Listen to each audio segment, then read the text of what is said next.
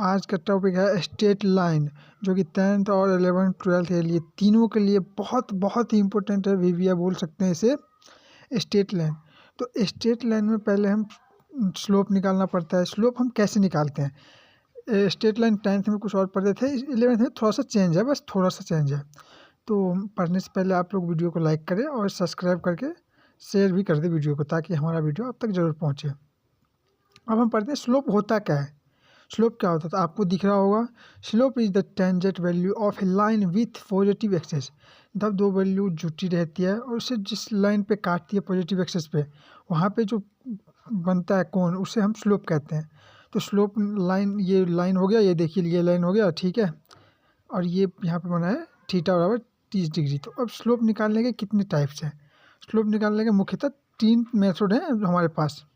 तो हम पहले पढ़ते हैं स्लोप बराबर, स्लोप को हम एम से सूचित करते हैं, और एक तो होता है एम बराबर tan थीटा।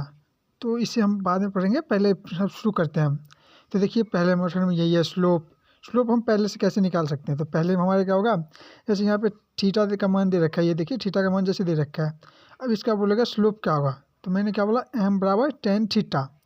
तो एम बराबर tan थीटा यानी कि tan 30 की वैल्यू कितनी होती है, 1/√3। तो इसका आंसर हो जाएगा 1/√3। तो इसका स्लोप निकल गया 1/√3। अब दूसरा मेथड क्या है हमारे पास?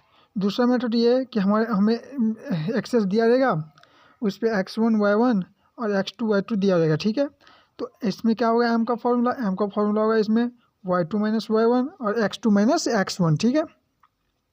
2 मेथड हो गए हमारे, क्लियर है? अगर नहीं क्लियर कमेंट्स बॉक्स में आप पूछ सकते हैं, मैं आपको रिप्लाई दे दूंगा, ठीक है। अब देखिए तीसरा मेथड क्या है हमारे पास। तीसरा मेथड ये है कि हमें समीकरण दिया रहेगा, समझ गए, जैसे ax + by + c = 0,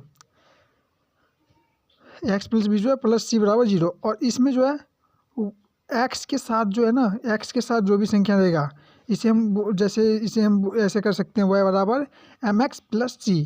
तो ये तो हो गया समीकरण, और इसको चेंज करेंगे हम इसमें, y बराबर क्या होगा फिर हमारा, mx + c में हम चेंज कर देंगे, ठीक है। अब x के साथ जो संख्या है m, वो हमारा स्लोप हो जाएगा इसमें, ठीक है। तो इसमें सबसे आसान है वही m बराबर tan थीटा बराबर। और इसके बाद इस आसान सभी बोल सकते हैं, बट आप पे डिपेंड करता है कि आपको कौन सा आसान लग रहा है, ठीक है। अब एंगल बिटवीन 2 लाइन। अब जब 2 लाइन, अब ये देखिए इसमें स्लोप अलग से निकलेगा। ये तो हो गया सिंगल लाइन के लिए, ये था कैसे निकलेगा। अगर हमें 2 लाइन का एंगल दिया जाएगा और उसके बीच का स्लोप बोलेगा निकालने के लिए, तो इसमें क्या होगा फॉर्मूला, ये देखिए इसमें एक फॉर्मूला है, उस पर केस 1 और केस 2, ठीक समझ गए।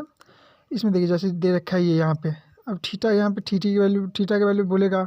तो इसमें जो होता है, इसमें होता है फॉर्मूला इसका मुख्य, जो मेन फॉर्मूला ये होता है tan थीटा बराबर एम, देखिए इसे क्या बोलते हैं, m2 - m1 अपॉन में 1 + m1 × m2, ठीक है। मोड यानी कि इसे मोड बोलते हैं। इसमें से जो ये मोड होता है, ये तो समझिए कि ये चिन्ह जो है ये मोड का चिन्ह है, समझ गए आप लोग। इतना तो आता होगा आप सबको, इतना तो मैं जानता हूँ, आप सब समझदार है, इतना आता है आप सबको।